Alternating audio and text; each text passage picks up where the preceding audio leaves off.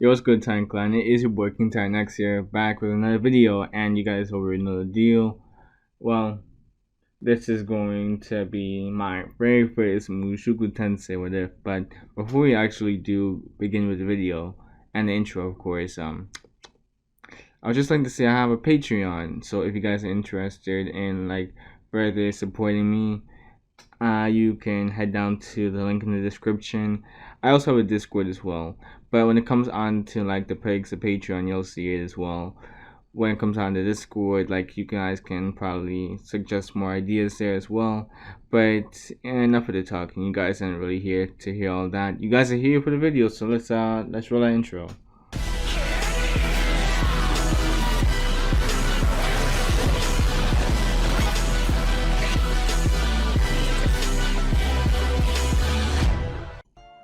Now, when Rudeus was first conceived, he would be confused as to what exactly was happening. You see, the very first thing that Rudeus saw when he first came into this brand new world, this brand new whimsical world, was, well, two adults hovering above him for some reason. One, oh wow, she was a looker. You see, she was a beautiful woman. She had blonde hair and blue eyes. The other, on the other hand, okay, that guy looked kind of fierce. He looked like a fierce warrior of a man. He seemed unusual to say the very least. He seemed to have like a sort of strict looking face, you could say. He also had silver hair and, well, he had like some sort of golden brown skin, you could say as well. That wasn't the unusual part about all of it. Well, maybe the hair, but then again, there was a good chance the guy probably just dyed his hair that color. The unusual part about this guy, though, was the fact that he noticed a pair of wings, black wings to be specific, poking out from behind his back. And they looked kind of real. Was he trying to cosplay a fallen angel or something? If so, he was doing a very good job at it. One question led to another, though, with the fact the man suddenly began to speak in a foreign language. It was a language that Rudeus had never heard of before. The woman began to speak in a dialect that was completely unfamiliar to him as well. It seemed as if they were speaking the same language. This further confused Rudeus, wondering what was the whole deal with this.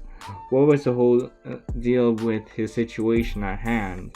He would try to raise his hands out, only to see that they were small and stubby.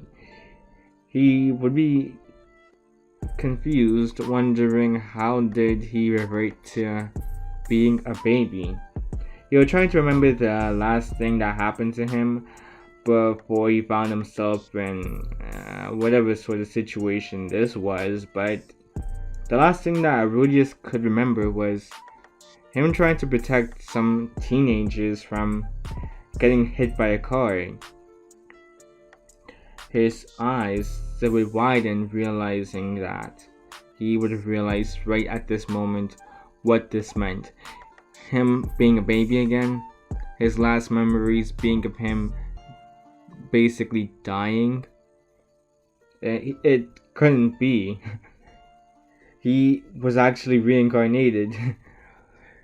He never thought this to ever be such a possibility. As a matter of fact, he never really put that much thought into what would happen to him when he died, in all honesty, but he had to admit one thing though, and him being reincarnated was probably one of the things that he would have least expected. It would have been one of the last things that Rudeus would have expected if he were to ever die, but sure enough, that was exactly what happened. And he supposedly had no choice but to accept this new reality of his, learn about the differences in this world compared to his original own. the very first thing that Rudeus had to learn was this whole language, because he refused to just be in this world listening to people basically say gibberish his whole life. And he still had the mind of an adult. So it wasn't going to simply be him acting as if he would just grow into it. No, he would actually have to put in a good amount of time and effort in order to learn this language. So he would spend time learning a couple of things about the language. It sounded like gibberish at first, but while he was deciphering the language, he would eventually get the hang of it. He would begin to understand what each of the words were saying, what his parents were saying as well. And Rudeus would also learn a couple of things about this new family of his, especially when it came on to what exactly they were. For you see, Rudeus ended up finding out that although his mother was human, his father actually came from an entirely different race, which explained the wings. His father, Paul Greyrat, he actually came from some race by the name of Lunarians? He didn't really understand the name at first, but he would end up getting some more clarification during his, bedtime stories from his father. Those bedtime stories will actually consist of Paul basically telling Rudeus about the legacy of their race, how strong, the Lunarian race was. They were apparently known for being able to survive in pretty much any sort of environment, having incredible strength, and boasting a great amount of durability as well. But the part that really stuck out to Rudeus though was their ability to harness fire and the ability to fly that was mentioned in each of these stories. Rudeus wanted to learn how to do these. Just being able to fly on its own already sounded rather enticing to Rudeus. It sounded as if there were races with certain perks to them, and Rudeus seemed to have gotten a rather interesting race. The fact that he could fly, or potentially fly, was already a bonus. And the fact that he could harness fire, that he had a natural affinity to using fire as well, already meant that Rudeus was going to have a great amount of potential in the future, or at least he hoped that was the case. This world also seemed to be based around magic from his understanding so far. He wasn't sure whether or not each race had an affinity for a certain type of magic though. When it came on to his father's race, the Lunarians, and from the stories that he was given, it seemed as if they had an affinity for, fire magic. He wasn't quite sure about other races though. That was the thing that he was trying to figure out. He wanted to learn more about each other individual races within this world because of the fact that he doubted that there was only the human race and the Lunarian race. It sounded kind of left field just to have there be one race, regular humans, and then you just have another race who just looked similar to humans except for the fact that they had wings and their hair was silver rather than any other color. Even Rudeus's hair was silver, and he had, his hair, what am I saying here? Basically, his hair was silver, and when it came onto his skin, it was a light brown, you could say. Basically tan, essentially. His skin tone was tan because of his mother's genetics running in there as well. Basically being something to play with. But he did not know necessarily. He did ask his dad a couple of questions before about there being any other races in the world, which his father would actually give him some confirmation to. Yeah, there were plenty of different races within their world. He probably wasn't going to meet all of them, but, maybe he could. Just because there was a probability that he wasn't, at least at this age anyways, and why not go out and explore? Why not try and test the limits? Why not try and search for all of these different races? Although there were a couple that he doubted that Rudeus would want to actually meet one day, considering the history behind them. Rudeus didn't really know what his father meant when he was talking about history.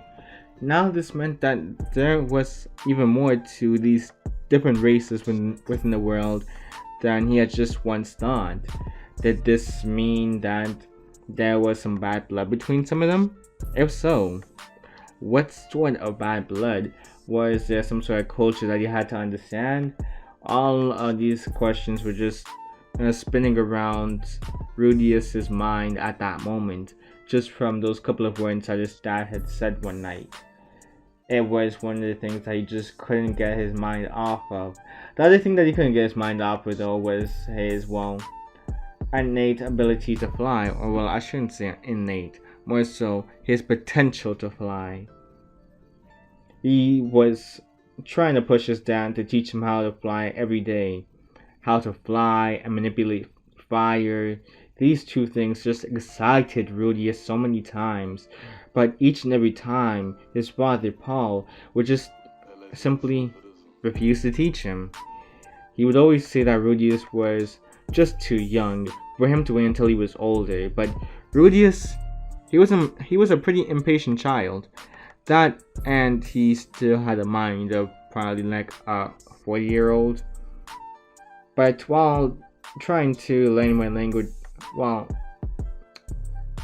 trying to learn more about the languages spoken in this world, Rudeus would end up coming across some sort of magical book. He would grin mischievously before heading up to his attic, where he would actually practice using the magic in secret. Rudeus was half Lunarian. He was half Lunarian, so he questioned whether or not he was limited to only using fire magic. After all, he had seen his father use fire magic before, but that was the main thing he ever seemed to use. That and fighting with the sword, but that wasn't really magic. He would decide to test out this theory of his, the fact that he was only part Lunarian, and he also had some human blood in him as well. Did that mean that he had access to more magic, more potential magic? He would eventually try this out by doing a simple spell. This simple spell would, of course, be him simply using water magic. He would have attempted to create a water ball, and he would have been rather successful. Although it wouldn't really go anywhere, it would just splash down onto the ground rather than just shoot from his hand. But it was a successful incantation nonetheless. And this would have also confirmed that Rudeus was not limited to just fire magic. As a matter of fact, he was curious as to whether he could unlock other forms of magic as well now. He would have done this 3 times before, exhausting his mana reserves for the day, at least when it came on to using water magic, and he would attempt to create water balls the next day, and move on to do it 6 times instead of just 3, unlike yesterday. From here on out, Rudeus would also learn how to increase his mana capacity. He would implement this with his innate fire abilities for the next couple of months. Though whenever he tried using the fire magic, he would do that outside, behind the house, for obvious reasons. I mean, he wasn't trying to burn the house down or anything.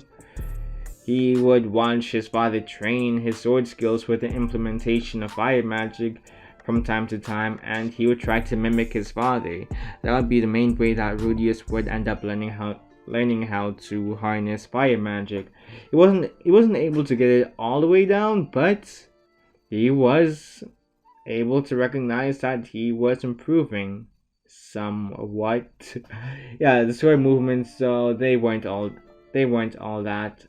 even all there at all. You see, he seemed to have more an affinity towards learning magic than, sword skills.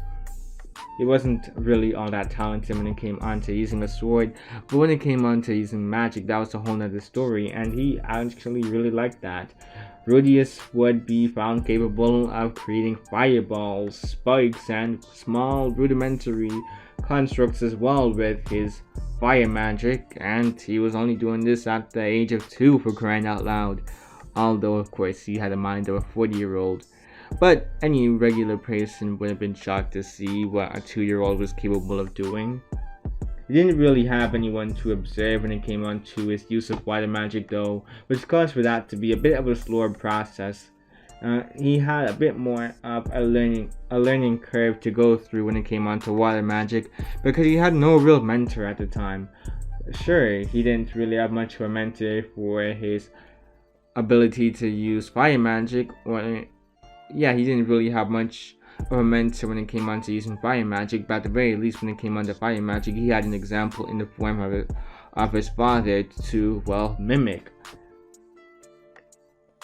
It was sort of like you watching a YouTube video, well, not a YouTube video, more so you simply go into the gym one day as a complete newbie and you don't know how to do any sort of workout at the gym at all, but you just look at some of the regular people at the gym and decide to mimic some of their actions, some of their movements, and that's how you learn from there.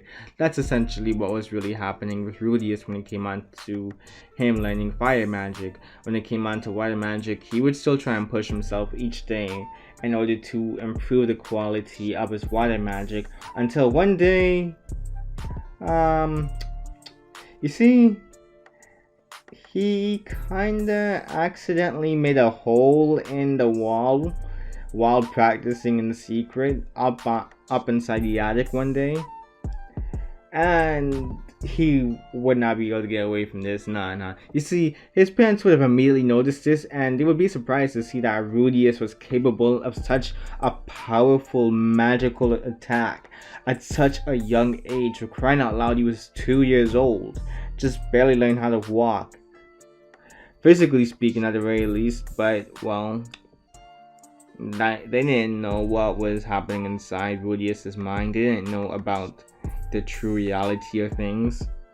Paul would immediately fly up to the attic while carrying Zenith, Rudeus's mother, in his arms. Rudeus would begin to panic, fearing the consequences of what was about to happen to him, but to his surprise, his father would laugh. Both of his parents would actually laugh and praise him for his grasp on magic so early on. His mother especially would show a desire to nurture his magical affinity and hire a tutor for the boy.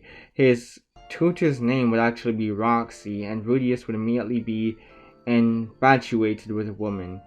Unfortunately, the feelings weren't reciprocated, which that wasn't really much of a surprise for Rudeus, to be honest. He was 2 years old after all, or at least, once again, physically speaking, he was 2 years old.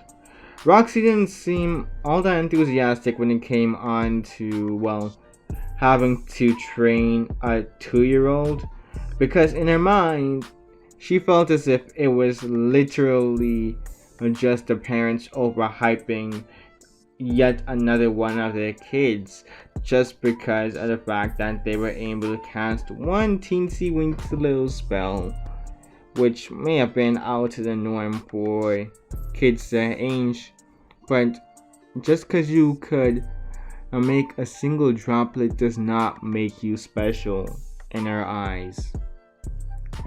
That was just luck in her eyes. That was pretty much it.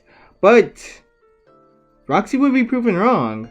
For you see, Rudeus, wanting to wanting to impress his master, would cast a voiceless chant for a water ball attack in order to, well, demonstrate his, well, level of achievement so far. He wasn't sure if this was really going to impress her that much, but it was worth a shot. And Rudeus would question if she could also teach him a little bit about fire magic, which confused Roxy. There was no way that he could already use two elemental based forms of magic, right? Like, she literally just saw him make a voiceless chant. He made a silent incantation for, well, a water spell. The fact that he was even able to. The spell itself wasn't all that impressive. Well, it was for a 2-year-old. But what was even more impressive was the fact that this 2-year-old made a voiceless incantation, something that even she struggled with. And now he was asking about learning another form of magic, another form of elemental magic. Although, this one seemed fairly normal, you could say. Sure, he was quite Lunarian and all, but full-blooded Lunarians usually began practicing fire magic around the age of 6 as their first form of magic. They were also meant to be incredibly proficient with it, but Rudeus, he was only half Lunarian, meaning that this didn't necessarily apply to him.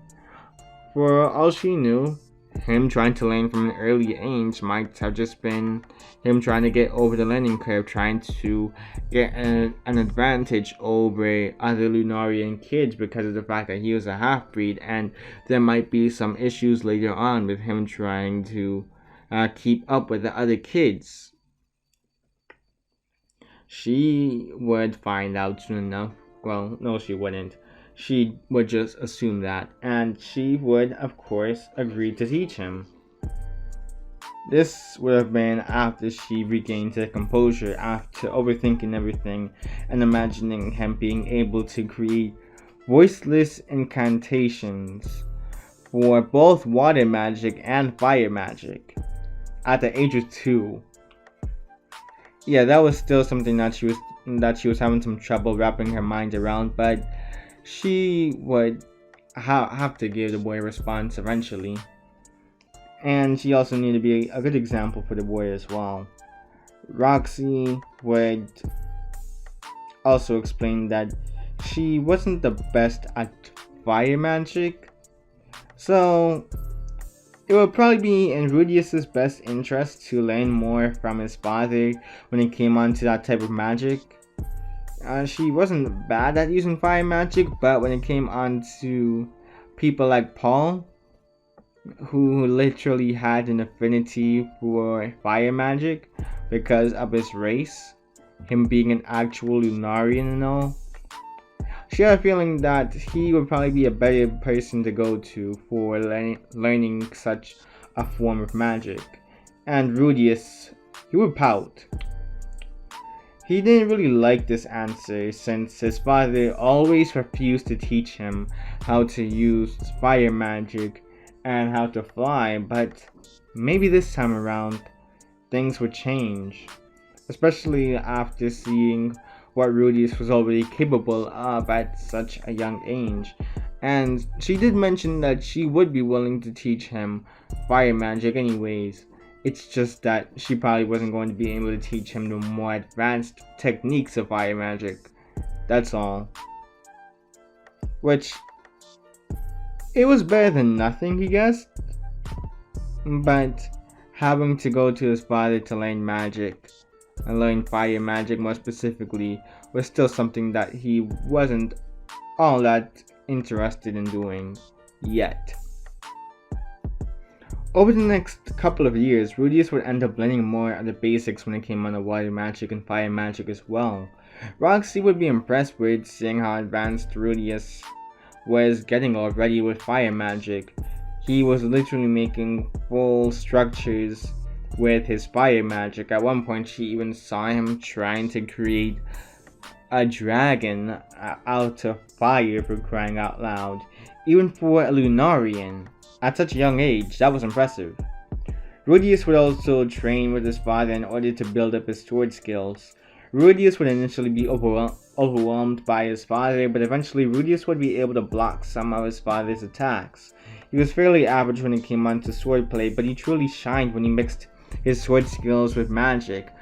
Paul would have eventually become willing to teach his son how to combine fire magic with swordsmanship, And Rudeus would have been a completely different beast when combining the two. At times, he was even able to overwhelm his father with his sheer speed, using his fire magic as both trajectory and a form of propeller. Those times would have usually been when he caught his father off guard with his initiative, though. It wasn't necessarily like, oh, Rudeus could go toe to toe with his father. That's absolutely not what I'm trying to say. By the time Rudeus was around the age of 5, he would have ended up mastering a Water Saint class spell, and he would even be given the title of a Water Saint by Roxy after accomplishing it. He would have became a Fire Saint He would have became a Fire Saint mage or magician, whatever you want to call it, a month prior to gaining the title from his father.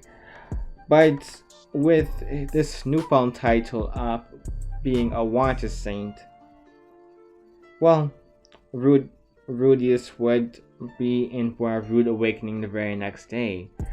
Roxy would explain that she had nothing else to teach, well, Rudeus, considering the fact that he was now a Water Saint mage. He would be sad. He would be honestly really disheartened to find out that she was leaving. Rudeus had long passed her in terms of proficiency with fire magic as well, so any thoughts of teaching him that was out of the window as well. Rudeus wanted to spend more time with Roxy. He genuinely did because of the fact that she was the very first person who managed to convince him to go outside of his comfort zone. That, of course, being his house. He had reasons for being a shut-in for most of his former life, but they didn't necessarily apply to this world. He had to understand that. It just took an extra push from Roxy for him to get the journey into the great unknown that was this world, with Rudeus's newfound confidence, and thanks to the likes of Roxy, something that he would never forget. He would decide to venture outside of his house more often, eventually meeting a kid that sort of reminded him of himself. This kid, they had green hair, and they were being bullied by some of the other neighborhood kids for their appearance. And they accused him of being a superd or whatever. Rudeus had heard the stories of these people before, but this person didn't match the description of one. These kids just wanted to be jerks since he had green hair. Rudeus would have understood that he had power here. Things, they weren't going to be the same as his old life. He was going to be a force of change in this world. He would demonstrate this by throwing water balls at the bullies. He would have tried to call out Rudeus for this, explaining that he should be on their side. This was a superd after all. Or was he on the superd side? They did recognize Rudeus's wings after all. Those black wings were usually related to the Lunarian race. Their parents had told them about how Lunarians could be sometimes. Although they were considered to be some of the best potential allies for an adventurer, there were also some Lunarians that viewed themselves as above any other race for their adaptability in any sort of environment. The kids figured that Rudeus was probably the latter, meaning that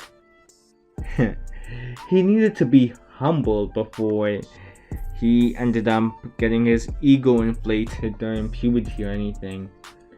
They needed to pop that bubble before his bubble ended up going up to the sun, wanting to really test the pure durability that he had, and probably end up dying in the process.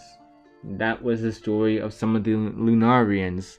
The fact that they would become so egotistical that they would even try and fly up to the sun, thinking that they would be able to survive up there, but they never did. There would also always be this one Lunarian that wanted to challenge their belief. that wanted to challenge those stories, wanting to be the best Lunarian, wanting to be the strongest Lunarian. Whoever could survive being in the sun would mean that they would probably become the king of Lunarians, for crying out loud.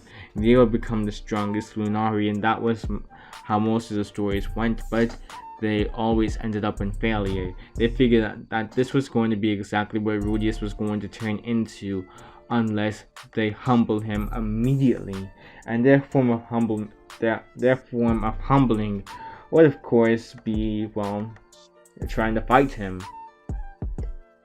Yeah, I'm not even gonna cap. They would try to throw stones at the boy, but Rudeus, he would simply raise a hand, incinerating each of the rocks thrown at him. The villager boys would be surprised at his display of power. He already knew magic? And to such an extent? He didn't even make any sort of chant. That didn't make sense whatsoever to their minds. What kind of sorcery is this? Rudeus, he would have picked up a stick and he would have used it to deal with the boys, beating each of them in a quick succession. They would end up running away in fear from Rudeus crying, and Rudeus, he would just drop the stick afterwards, dusting his hands. He would turn to see the green-haired kid. He would want to see how they were doing by stretching out his hand towards them in order to help them up. They would be fearful at first, but Rudeus would give them a reassuring smile. At first, the kid thought that Rudeus was going to just beat them up like the other kids were.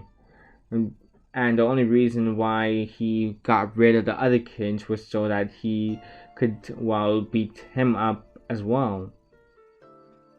But they would end up taking Rudeus's hand and introduce themselves as Sylph. Sylph would explain that they had a bad rep for having green hair, which many usually related to the Superid race. Rudeus would call the other kids idiots for picking on them for simply that. It was out of their control. Sylph would even explain that they were mainly human and part elf. In Rudeus's mind, it would have been exciting hearing the part that, there were elves in this world.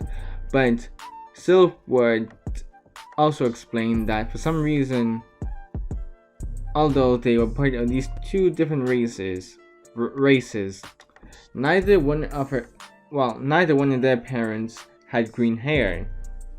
Sylph was the only one who had green hair for some reason.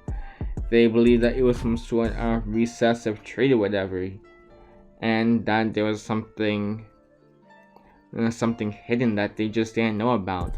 Maybe they kind of were part of the Superid race for all they knew.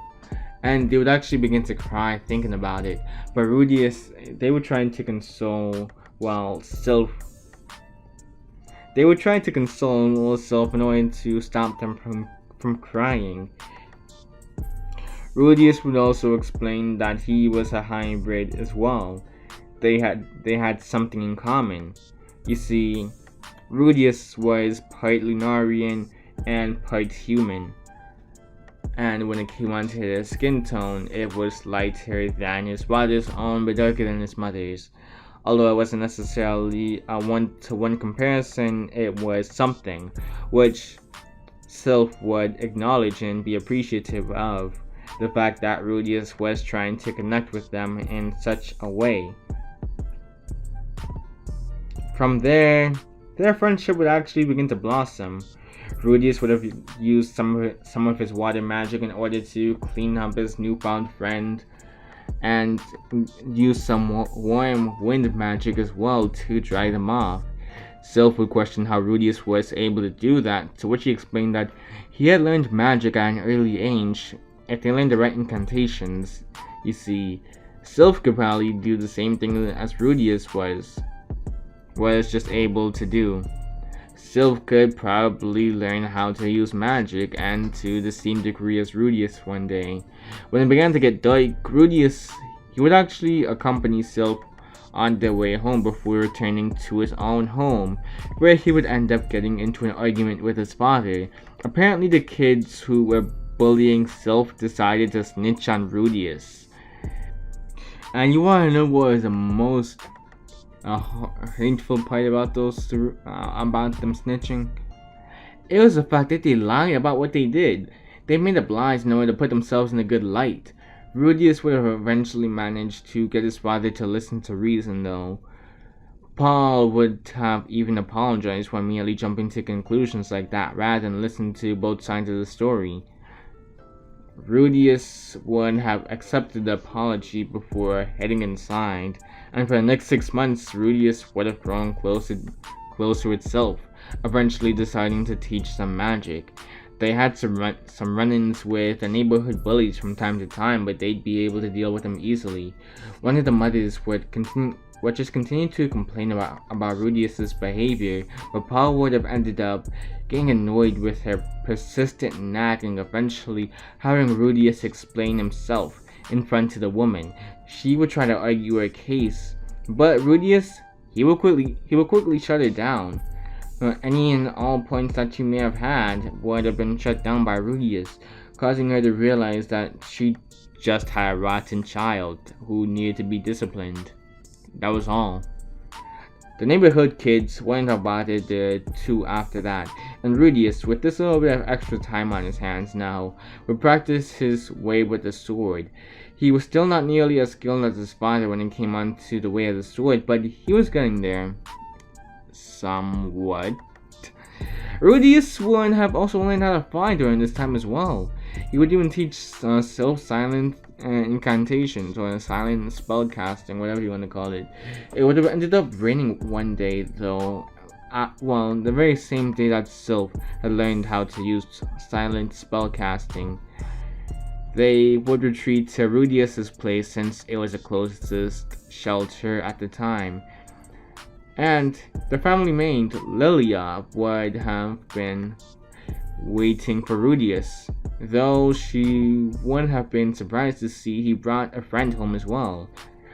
She had always seen Rudeus as an abnormal child, but in bringing a friend home was probably one of the most normal things she had seen him do for a while. It was honestly believing in her mind. She would have explained that she drew a bath for the two and that they could later change into some dry clothing afterwards as well.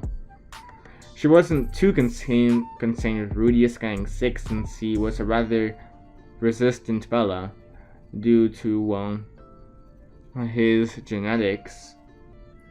But there was still the off chance it could happen. Rudeus would have brought Sylph to his bathroom, in which he'd show no hesitation of getting undressed. Sylph, on the other hand, would be nervous.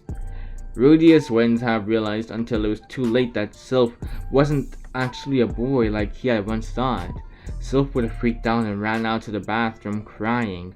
Rudeus would have been in a state of disbelief, and after a talk with his father, would do his best to apologize to Sylph. The next time he saw her, she would actually forgive Rudeus for his mistakes, and she would have also brought up her in once in order to, rekindle the relationship. Or, not really rekindle, more so have the relationship go back to the status quo and it not becoming awkward. She would have grown attached to Rudeus to a certain point over this time as well. Unfortunately, this wouldn't have been the end of Rudeus's troubles. During the winter, Rudeus would have found out that his mother was pregnant, which was a rather good thing. He was going to be an older brother. This would have been motivation for Rudeus to train even harder to become a strong big brother in order to protect his little brother or sister. It would have been a happy moment in his family. Until he found out that Lilia was pregnant as well.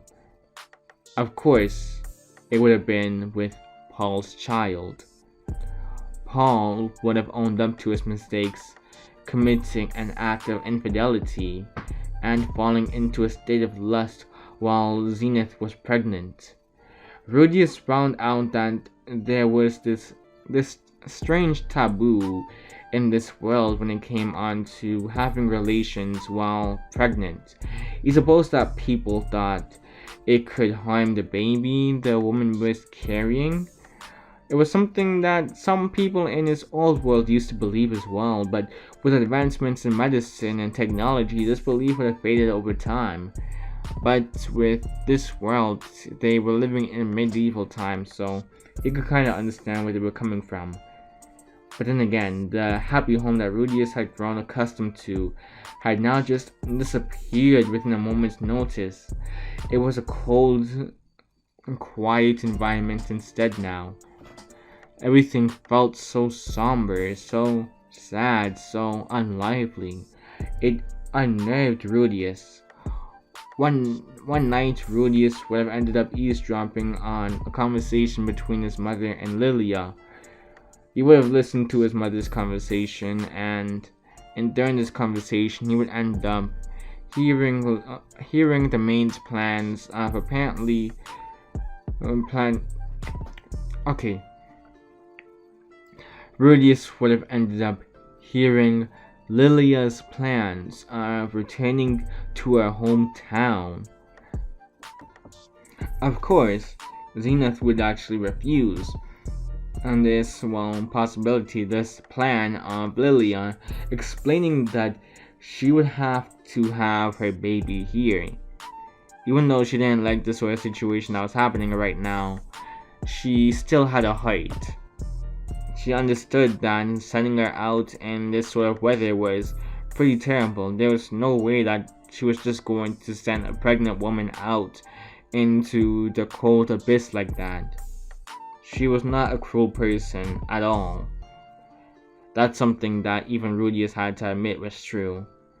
Lilia, not wishing to be a burden towards the Great Rat family, would bring up how she supposed that she could leave after a baby was born. It would take a month's time in order to reach her hometown, and in this weather, it wasn't suitable for someone with a newborn child, even if that child was part Lunarian. It was something that was unseen in his mind, but she didn't know how to word it at first. And she was pretty stressed out about this whole situation as well. But Rudeus would have understood that he would have understood the situation as well. He would have understood that this was not an ideal situation whatsoever for anybody in this situation, but he had to step up in order to save Lilia, probably his favorite maid, one of his favorite people in this world so far, from suffering from a cruel fate. He appreciated Lilia's presence in his life after all. He didn't want to lose her, so he would end up throwing his father under the bus instead, in order to put Lilia in a better light. Zenith would eventually come to Rudeus' side, allowing Lilia to actually stay officially part of the family now. And by the time Rudeus' two siblings were born, he would realize that he hit a wall when it came on to what he could learn. This would have been further emphasized when he actually got a letter from Roxy, which would have been explaining her journey so far. She actually was now a Waters. I don't even know how to phrase it. Basically, what ended up happening when it came on to Roxy was that, simply put, she had gone up a level in terms of her water class, her water magician class. Rather than being a water saint, she was now a water king, I believe, was the term. Rudeus was still stuck at saint class for both of his styles. Sure, he was talented in terms of magic, and he was okay in terms of sword skills as well, but he realized that if he was ever going to make some serious progress, he was going to have to attend some sort of institution where they had the people who could truly nurture his talents, his capabilities. As of now, the only form of magic that Rudeus was especially adept at was fire magic, since he had his father who could train him in terms of using fire magic. His dad did have decades more experience than Roxy in terms of how to use it after all. The way he learned how to combine fire magic with swordsmanship was effectively the only way that Rudeus could really even keep up with his father during the sparring sessions most of the time as well. It wouldn't be that easy to simply attend magical school though, since he had to also take into account Sylphiette's feelings as well. He didn't realize up until the moment he brought it up. Him leaving to attend Renoa Magical Academy, they realized how attached Sylphiette had become to him. Though his parents were able to afford to send Rudeus by himself to the academy, it was a bit over their budget in order to send him and Sylphiette to the academy as well. They had to account for their growing family after all, and Paul had already begun to work harder than usual in order to provide for the family. Rudeus would explain that if he had to, he would be willing to get a job in order to afford to get Sylphiette into the academy as well. Paul would have been surprised by Rudeus' determination and sighed with a smile on his face. The boy was stubborn. He really was his son, he had to admit. Paul would pull a couple of strings in order to help Rudeus out. And while practicing his sword skills one day, Rudeus and Paul would end up being interrupted by a wagon stopping by their house. A tall, muscular woman with a tail and cat-like ears would actually exit from out of the wagon, with Paul showing that he had some familiarity with a woman. So did Zenith actually. This would have been Rudeus' first time meeting this woman though, but he would have been amazed at what he was seeing. In his eyes, he was basically seeing what was practically a goddess. Lilia would have also came outside, mentioning something about how she was going to miss Rudeus. There were actually several comments about this, which confused the boy. What did they mean by missing him? He wasn't going to go anywhere. What did... Paul would have been the bearer of bad news in this situation though, explaining that Rudeus would have to go away for a while if he wished to make enough money to pay for Sylphie's tuition one day. Before Rudeus could even say or do anything to escape from this situation, you see, Paul would hit a pressure point in between Rudeus' wings that would make him go limp. It was something that his father used to do to him when he was a kid as well, and he ended up learning how to do it during his travels. Rudeus would have been unconscious long enough to wake up inside of the wagon with Ghislaine. They would have been too far away at this point for Rudeus to simply fly away. He would curse his dad for that sneaky move that he used against him while his guard was down. Ghislaine would explain the situation to Rudeus, which was that they were going to be working together from now on. Rudeus would sigh hearing this. He would accept his fate, although he did not necessarily know what was going to be in store for him. When the two finally arrived at their destination, Rudeus would end up being introduced to his extended family. This extended family, of course, would be his uncle Saros Boreas Greyrat and his second cousin Philip Boreas Greyrat. They were apparently nobles, which actually surprised Rudeus. From his previous understanding, the Greyrat family came from the Lunarian race, and they immigrated from other land masses, or well, just another land mass, you could say. Philip would actually explain that when it came on to Lunarians, their strength was what really mattered. You see, the more adventurous Lunarians, they were often known to be stronger than the regular Lunarians as well.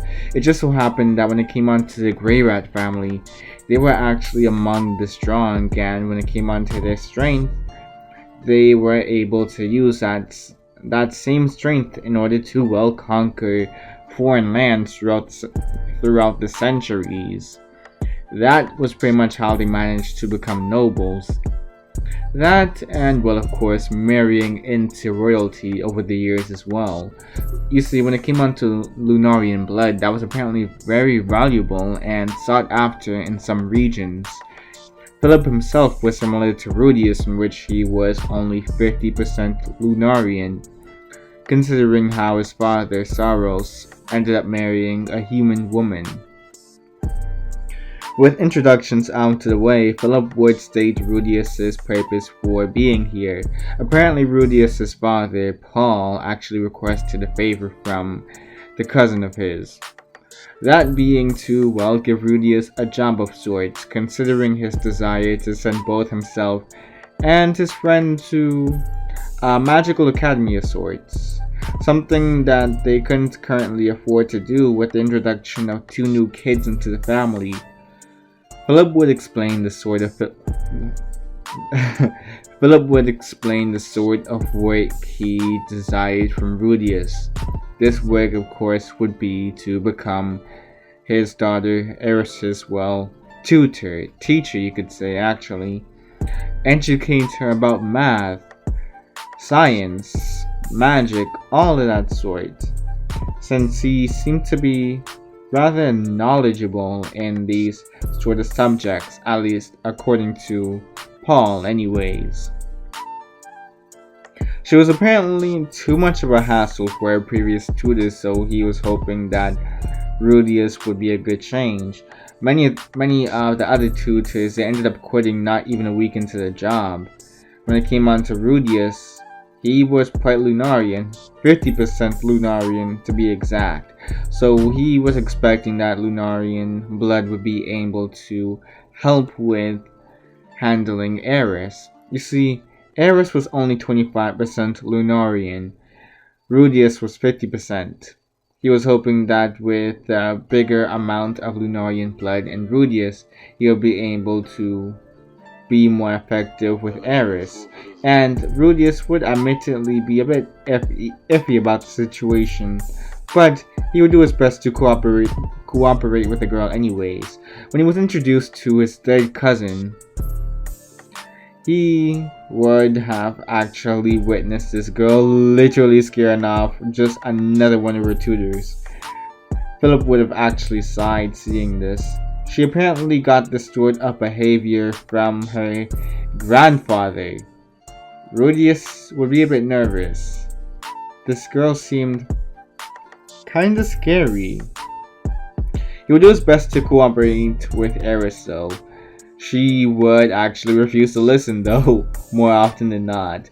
She would do her best to frighten him, but he'd keep his resolve though. He would demonstrate his superior flying skills to his older cousin, which this would surprise her. She didn't even take any time to notice the wings at first when he introduced Rudeus to her father that is. She just didn't want another stupid tutor, that's all. She wanted to learn how to fight and use a sword like Elaine. Nothing more, nothing less. You see, she just found this beast woman to be incredibly cool and strong in comparison to her tutors. That's something that she seemed to desire the most. Strength. Rudeus would have been no exception to this viewpoint either. The fact that he was younger than The fact that he was younger than her at that also annoyed her. Despite the age gap though, he was showing skills that were superior to her own. Eris honestly prided herself in her strength and being quite Lunarian, but it seemed that her less potent blood was getting the better of her against Rudeus. Rudeus was more adept at flying than Eris, which allowed him to avoid all of her attacks. Eris could fly, but not for very long periods of time, at least in comparison to Rudeus. She was better at gliding than anything. It didn't seem like she had access to a durability buff either whenever Rudeus lit his wings on fire. This was something that Eris would have actually commented on, asking how exactly Rudeus was able to do that, which would leave him in confusion considering how he was pretty much always able to do that. And when it came on to Eris asking him that, he could not really explain it that well besides it being like an itch in his back, you could say. He would do his best to not harm the girl, but that was pretty difficult when considering how she was literally trying to harm him at every single moment. Rudeus would use some of his magic as well in order to contain her for a bit, but she would prove to well have a great amount of strength still and break out of each and every last one of his spells. She had a ferocious fighting spirit, it seemed. Rudeus's next option would have been at this point to just tire her out, but that failed considering how even after an hour of this, she was still going strong. Rudeus would eventually just flee the scene, not wanting to harm her and wanting to save himself from any more torment. He would approach Philip, and he would actually be kind of exhausted. He would mention how, even with him, she was still rather uncooperative, but he wasn't about to give up just yet. He figured that there could be another way to approach this situation. Rudeus would actually suggest that they try faking a kidnapping situation. There, he could probably display his skills and encourage the girl to learn from him. Philip liked this idea and would actually take up Rudeus's offer. Philip would explain how he'd tempt the situation soon, but for now, he would suggest that Rudeus get some rest. He'd give Rudeus a room to sleep in, and Rudeus would have been knocked out for a while. But when he woke up, he would find himself in a completely different area, completely unfamiliar to him at that as well. He would be confused at first until he noticed Eris was there with him, also tied up. Fascinating. Yeah, he would have figured that at this point that this was just a plan he and Philip came up with earlier, just now coming into effect. He wouldn't take the situation all that seriously at first with this mindset, until one of the guards actually treated both of them unusually harsh.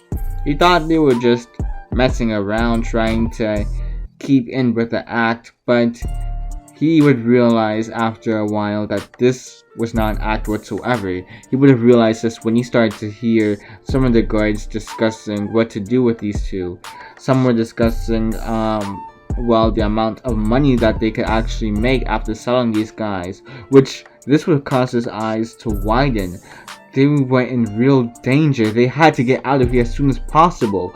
Rudeus would flare up his wings at this moment, causing for the rope to burn up.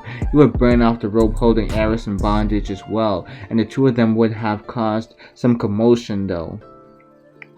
This would have actually alerted some of the guards, and they would have attempted to enter the room in order to recapture them, but they wouldn't be prepared for Rudeus's combat prowess though.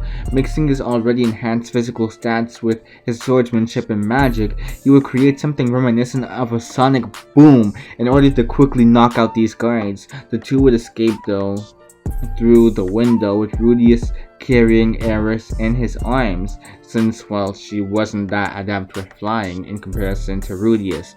There were more guards, but capturing them would have been immensely more difficult now.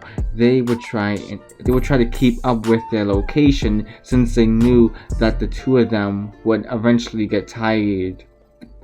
They would shoot some magical attacks as well in order to get them out of the sky, but it wouldn't be all that effective.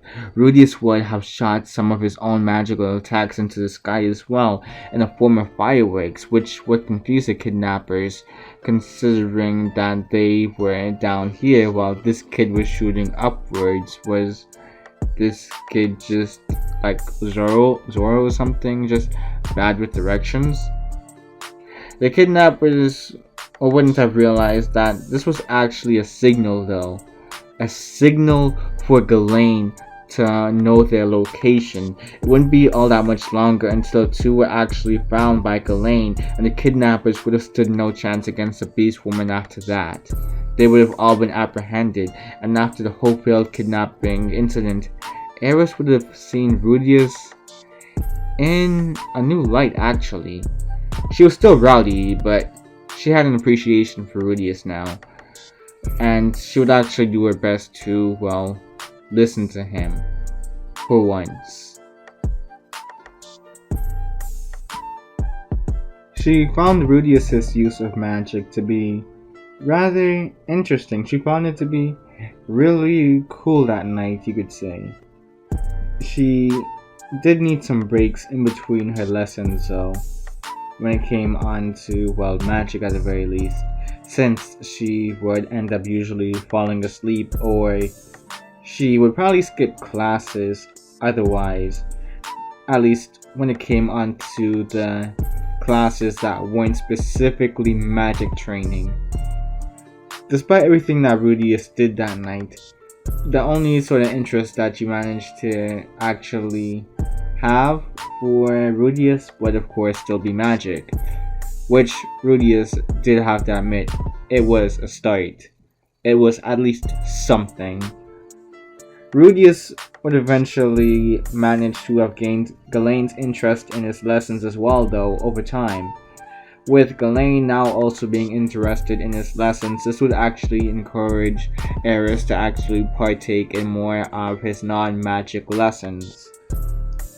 Ghislaine had a bit of trouble with, well, learning magic though, until he actually showed her a way that would incorporate the use of magic and sword skills, and not just the use of her aura either, in order to enhance, well, her physical prowess.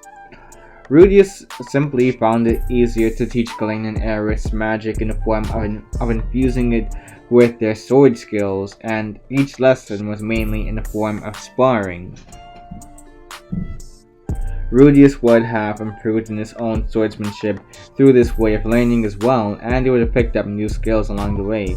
In terms of pure skill, well, Eris was probably better though, since she didn't really rely on incorporating magic into her attacks as much as Rudeus did in order to be effective. Rudeus found it easier to mix magic into his sword moves to get his desired results though, in order to just be able to keep up the pace with Eris. Ghislaine was, well, Ghislaine. Yeah, she was just too much of a monster for Rudeus to even attempt to really keep up with, even with his incorporation of magic to accelerate his movements. At times he would even try to use lightning magic, for example, but even then, it still was not enough to keep up with Ghislaine. The three would have actually grown to be rather close throughout this time though. Rudeus would have even taught Eris the importance of money by having her get an allowance from her father instead of simply, well, asking for something to be purchased by the man. It just so happened that the first thing Eris ended up buying for Rudeus was an aphrodisiac. Yeah, she noticed how enticed he was by it one time when they went to, like, the market, and she wanted to gift it to him as, well, her own form of appreciation. Naturally, she didn't know what it actually was at first, and the nervous look on Rudeus's face was a telltale sign that, yeah, there was something up with what she got for him. Ghislaine would have actually forced Rudeus to confess, and Rudeus would have gone on to do his best to, to actually flee from his student for as long as possible. She was even more dangerous now that she was honing her swordsmanship skills while under the tutelage of Ghislaine. That and the fact that she could infuse magic to her moves thanks to Rudeus's lessons. This was all coming back to bite him in the butt. Even with him just being able to, like, fly up into the sky. You see, Eris had some range attacks, which that was another issue. Rudeus's bond with Eris would have become even closer though after a certain event. This certain event, of course, being when Eris had an important banquet coming up. That banquet also required for her to actually do a customary dance though.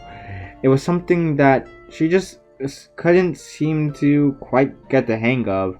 Many times she wanted to give up, but Rudeus would have been there to actually step in and help her though. She would have eventually gotten the dance down, but she'd fumble on the day of the banquet due to her own nervousness. Once again, Rudeus would have had to step in. Though. He would have actually stepped in to, well, calm her nerves and actually dance with her in the place of another noble boy. A rather snobbish noble at that. The two of them had great synergy, which would be the cause for an uproar of applause from everyone there. Eris would have been so grateful to Rudeus for helping her through the dance and saving her from the embarrassment, to the point where she would have actually cherished this moment deeply. She wanted to show her appreciation to Rudeus for all that he had done for her ever since he became her teacher.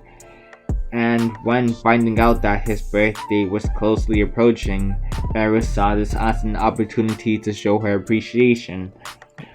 Eris would have began to actually plan out a whole party for, well, Rudeus, and she wanted to make sure that everything was absolutely perfect.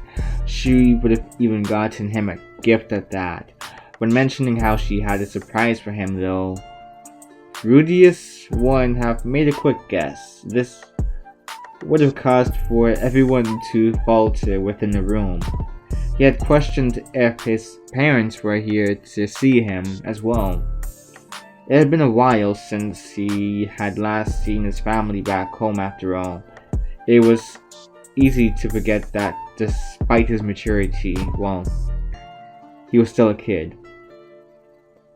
Eris would apologize for the fact that they weren't there though.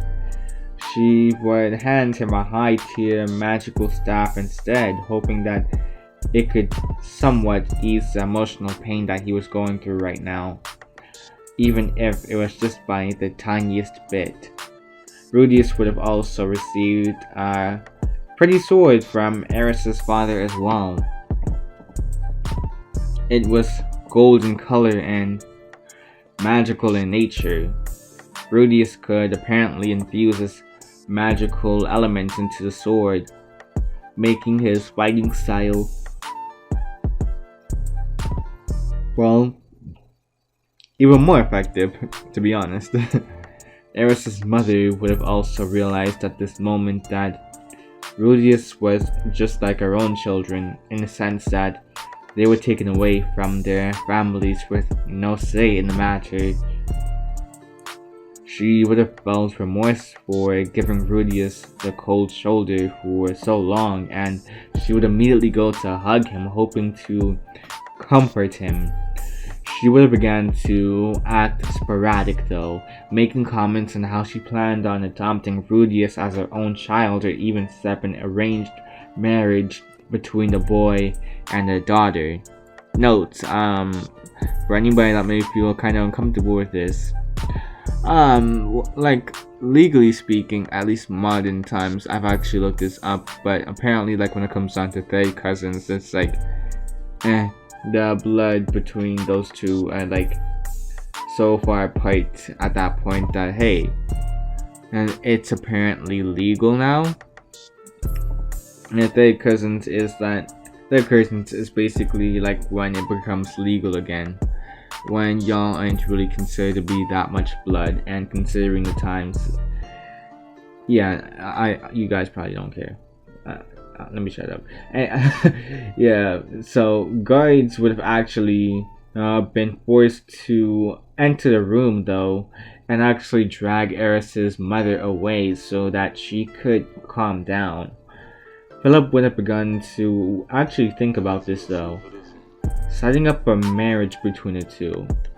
Honestly, that didn't sound so bad, the more that you really thought about it.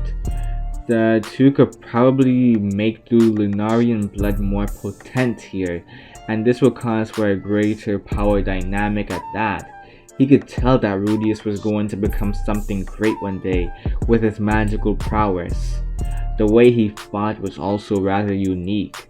He was going to probably revolutionize this new way of fighting one day, and the empire could probably expand if Rudeus was interested in that. He could create a whole militia if he really wanted to, just using his own form of fighting style. He had high hopes for Rudeus and would even try to convince him in private to, well, marry his daughter. The boy would have rejected it though, but Philip, he wasn't just going to take no for an answer. You see, Philip would have actually placed Eris in Rudeus's room as a bit of a nudge towards his own desires. Maybe nudge him towards, like, reconsidering the options. And although Rudeus would be tempted at first, he would end up just having a heart-to-heart with the girl instead. He didn't know why, but it just felt right. She would actually do her best to comfort Rudeus here as well. Rudeus didn't know why he decided to go against his perverted nature, but with this new body of his and thus Lunarian blood or something, he guessed it was probably the reason for why his, well, pervertedness was becoming suppressed. Maybe he was just becoming more comfortable with Eris. He wasn't exactly sure. After all, they had plenty of time to get to know each other. They spent practically every day together. Rudeus would find himself falling asleep in Eris's lap, and this would have ended up being the last of Rudeus's peaceful times for a while. Rudeus would have been with Galen and Eris a couple days later, exploring the capital, until they noticed a beam of light coming from the sky. It began to consume everything that made contact with it. Galen would grab both Eris and Rudeus before throwing them away from the beam of light in hopes that the two could fly away from the mysterious light. Rudeus would do his best to fly as fast as possible while holding Eris in his arms. It wouldn't be good enough though. Rudeus and Eris would end up getting consumed by the light. Rudeus would find himself in a strange location covered by clouds. He figured that he was dead, but a strange person beaming with light explained that wasn't necessarily the case. You see, he was still alive, but in a different region, and he was just unconscious currently.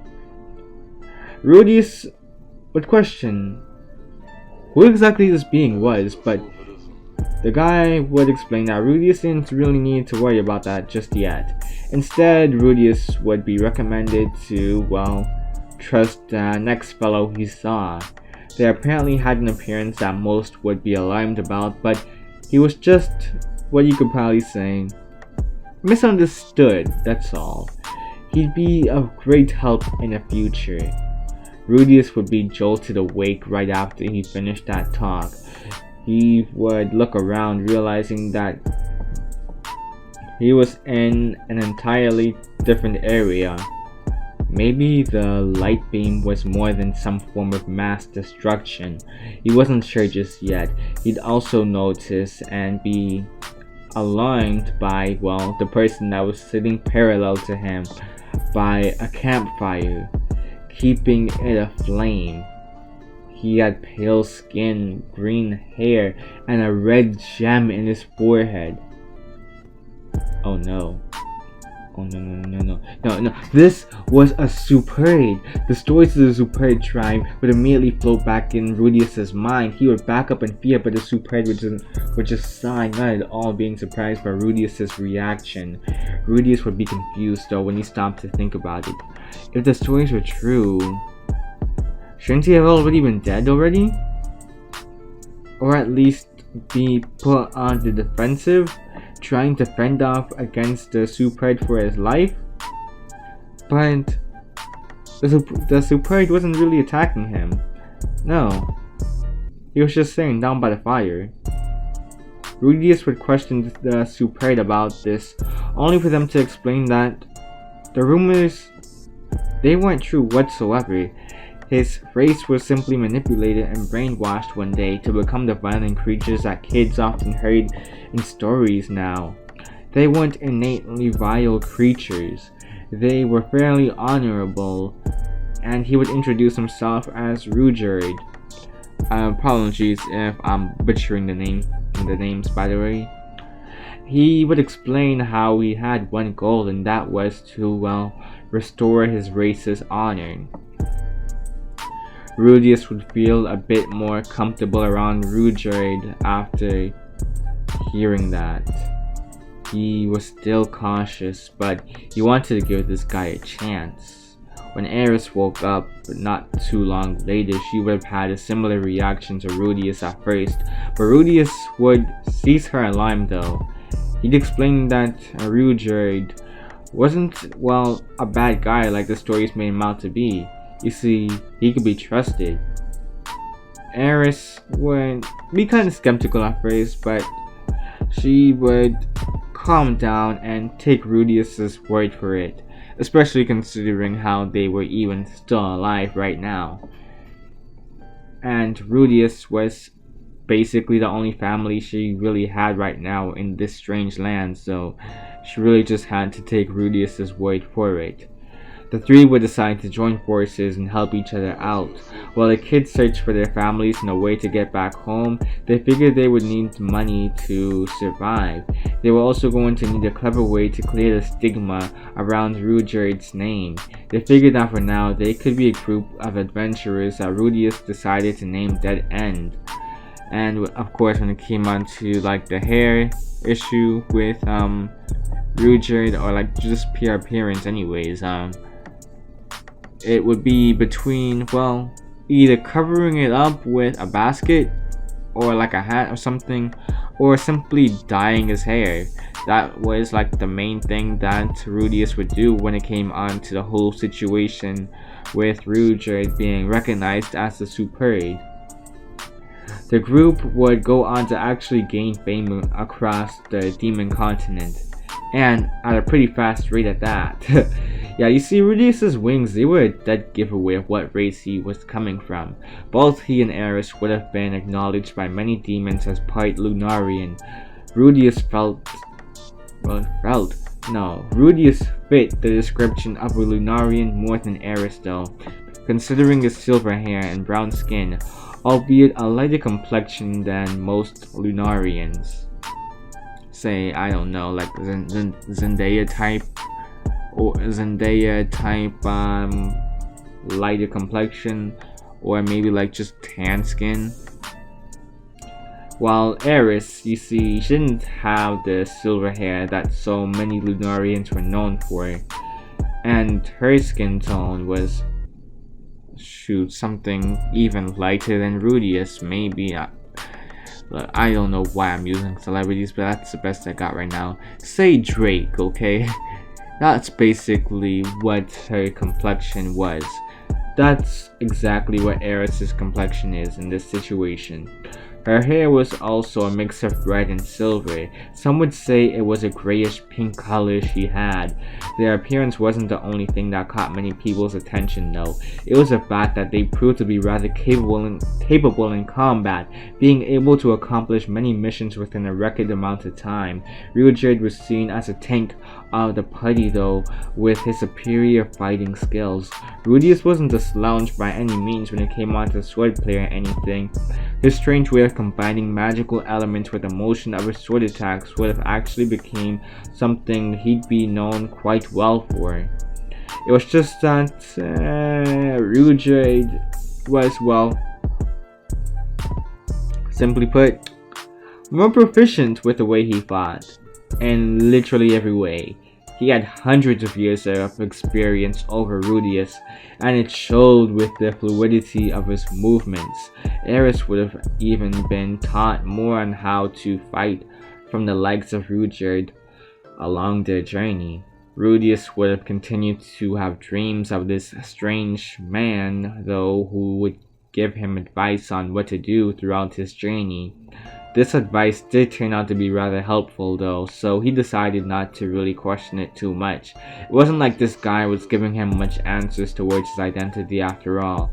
It was because of this mysterious figure that Rudeus ended up meeting the demon empress Kashirika, however you pronounce it. After he provided her with some food, mainly an apple, she decided to bestow upon him a gift of gratitude. This, of course, being a demon eye that she jammed into his eye socket. And it was a painful experience, to say the least. It did at least allow him to see a couple seconds into the future and predict a person's possible movements because of it though. That, well, at least it was a plus. It wasn't like he literally just got a new eye just jammed into his eye socket so painfully for like no reason. Rudeus would have been able to test it out against Eris and Rudeus a couple of times. He would have been able to gain the edge against the two the first couple times before they decided to switch up their movements to be less predictable by the eye. The group would have ended up deciding to travel to the Malise Kingdom via boat ride next. Rudeus could fly for extended periods of time, so he figured that it would be a good idea to just have Rudeus and Eris go on the ship. He would just fly to the kingdom on his own. Rudeus wanted to, object for pretty obvious reasons, but he had to remember that, Rudeus's biology was, rather unique and, powerful. He was half Lunarian, so he could endure more. Rudeus would even point out that his stamina had grown by quite a bit since he came to the Demon Continent. He was also used to carrying Eris since she could really only glide.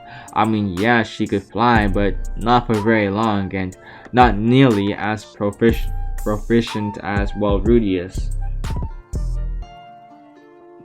Honestly, after all of this time, just flying by himself, Rudeus had to admit, he felt as light as a feather in comparison nowadays. Eris wanted to smack him for that comment though, thinking that he was calling her heavy. Of course she would take offense to that. Rudeus would have seen this coming though, and immediately soared high into the sky so that she just could not be able to reach him. Rudeus would laugh at the stunt that Rudeus was trying to pull with Eris, and he would accept the proposal. He only hoped that the boy would stay safe and not get into any danger while they went around. Rudeus would have ended up arriving to the kingdom a couple hours before Rudeus and Eris, to which he used this time to explore. He'd end up finding out about some heinous act going around though. Smugglers were apparently kidnapping beast children. Rudeus would do his best to gain some information for the location of where the kidnappers were taking the children.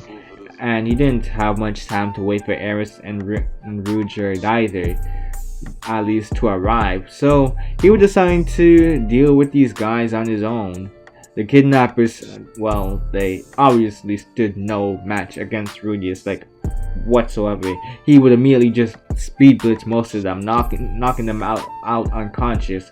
He would ignite his wings to be a form of light for himself while looking for the beast children. After successfully releasing them from their restraints, Rudeus would also manage to free a rather friendly beast at one of the children's requests. Rudeus would be surprised to see Rudeus and Eris not too long later. They were searching for Rudeus's whereabouts after he didn't show up to greet them at the port. He was apparently causing quite a commotion though with his antics when it came on to rescuing the children. They were just glad to know that he was safe though and able to, handle himself in these sort of situations. The group would follow the children as a sort of protection squad, to make sure that they didn't get kidnapped again, and they would make it all the way to the Beast Children's home village. The leaders would be appreciative of the group's efforts towards rescuing their children, and the group would continue to adventure throughout the kingdom until Rudeus had a fateful reunion with his father, which wasn't under the most ideal of circumstances. You see, he could barely recognize his father with the state he was in now. He was a drunken mess, a shadow of what he once was. It didn't help that Rudeus had to fight him as well, originally thinking the man was another kidnapper. He was also wearing a cloak, covering his face at one point, but his wings, they were still in full view. When Rudeus was finally able to remove the cloak, he would have been shocked to find out it was his father he was fighting this whole time. He'd also learned that things had been a mess ever since the mass teleportation incident. His mother was missing, many people had been misplaced as well. He tried sending letters to tell Rudeus about everything and find out how he was doing, but he never got a response. From the way Rudeus also described his travels as well, it sounded like he was having the time of his life. Rudeus would have clenched his fists though, hearing this. He didn't want to worry his father by describing what really went on, but he seemed to want to make the narrative seem as if Rudeus was just lollygagging the whole time, not caring whatsoever about his family back home, how they were doing or anything. He refused to be talked down to like this. Not again, not after literally almost losing his life multiple times over throughout his travels in hopes of finding a way back home, and he was only a kid at that. He would attack his father once more, but in frustration and anger rather than just simply self-defense. His father they were still a skilled swordsman, but Rudeus picked up a couple of new moves that surprised Paul. He was barely able to keep up with Rudeus in this frustrated state of his. Rudeus even managed to force Paul to fall onto his back. At that moment, the silver-haired girl with tan skin and black wings would appear, getting in the way of Rudeus. Rudeus would have been confused at first until realizing just who she was. This was one of his little sisters, Norn. He had barely been able to recognize her. It had been so long since he last saw her, and the look of hatred in her eyes also made Rudeus pause. He realized just what sort of bad look he was giving everyone around him. These were comrades of his father, and Rudeus just walked up in here fighting the man. Of course, in their eyes, Rudeus was a bad guy, while all that Paul was trying to do was help bring everyone back home. Rudeus would simply leave, not saying another word. The two wouldn't have even made up after that incident either. He didn't have the guts to confront his father and sister after that. It would be easier to just fight more monsters than to, handle that sort of emotional torment. It would have been weighing down on his mind, but Rudeus decided to distract himself with other things, something like fighting monsters and all of that. Rudeus, alongside Eris and Rudeus, would head to the central continent, where they would actually be able to reunite with Rudeus's other little sister, Aisha? How will you pronounce her name? She didn't seem to recognize Rudeus at first, and from a description of her perspective on her brother, Rudeus would be too embarrassed to, confess his identity to a little girl. Instead, he would go under a false moniker while with Aisha. He would convince Rudeus and Eris to play along as well while they went to rescue Aisha's mother. Aisha's mother. Y'all leave some comments telling me how to pronounce their names. The trio would have viewed highly of themselves after that moment, being able to rescue Lilia and all of that. It was the little things that seemed to matter the most for some reason. Sure, they had rescued several individuals before, but this one this one hit close to home, considering these were people Rudeus actually knew. And considering that they were helping their comrades, well, family, extended family, whatever you want to call it, this felt like a very positive experience. Something that Rudeus would try to remember fondly and block out the memories of what happened with his father. Everything would, well, be derailed though when the group encountered the one known as Orsted. Tensions were high at that moment.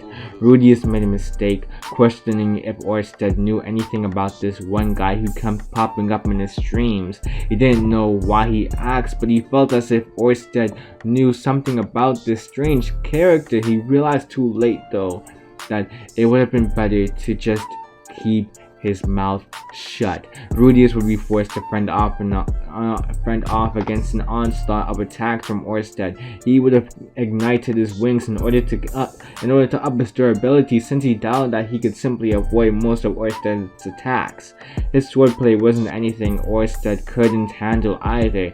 Orsted would be surprised at the fact that Rudeus could make silent incantations though. That mixed in with how he operated using his sword, which could turn into any of the elements Rudeus used for his magical attacks. That yeah, that made Rudeus a wild card in Orsted's book. He wasn't used to how Rudeus fought, but that didn't mean Rudeus had much of a fighting chance here. Yeah, he still lost and, well, almost died to Orsted. He did manage to somewhat injure Orsted though, in pressing him. It was a small gash just below his eye, but it was still something. No one else within Dead End could even land a scratch on Orsted. That's how bad it was. He was even able to surpass Rudeus's Eye of Foresight multiple times over, making it virtually useless in that fight. Eris would have been distraught after finding out just how weak she really was though in that battle. Just seeing Rudeus so close to dying alarmed her to no end. If it weren't for Orsted for some reason healing Rudeus back then, after literally putting a hole in his stomach, literally turning Rudeus into a donut, Eris honestly wouldn't have known how she would react. Maybe she would have gone through a mental breakdown or whatnot, literally feeling as if she had lost everything. Or maybe not, she wasn't exactly sure. Things didn't get much better when they finally reunited with Ghislaine either. They were informed about the current status of Eris's family. They had been executed, with the people looking for a scapegoat in all of the commotion. The noble family was effectively no more. Only Eris was left. She couldn't believe what she was hearing. She would have flashbacks of Rudeus in a puddle of blood after their encounter with Orsted. It was the fact that she almost lost him that day that really set in motion her current predicament. Rudeus was effectively her only family at this point, and he almost died because she was too weak. She was only 25% Lunarian at that, which meant that she had to work twice as hard if she wanted to truly fight alongside Rudeus. She had to become stronger if she wanted to protect the ones that she cared for. The only way to do that though was by leaving Rudeus' side for now. She didn't want to, but if she were to stay with Rudeus for any longer, she would only continue to get coddled and be put into a false sense of security with him around.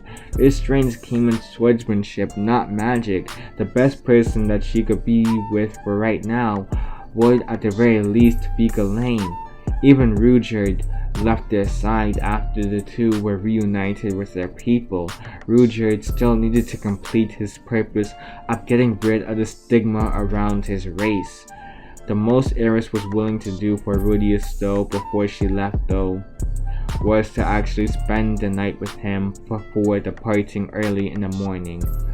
She would have left a letter for Rudeus.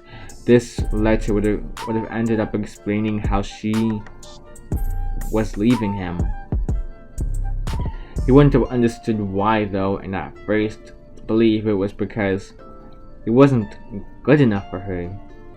This, combined with his damaged relationship with his father and one of his sisters, would have left Rudeus in a mess. In a daze, you could say. He would have decided to harden his heart though in this timeline. That fight against Orsted must have shown Eris that Rudeus simply wasn't strong enough to be around yet, meaning that he had to become better, faster, stronger. Rudeus, from that day forward, would grow to have an addiction towards training to constantly improve.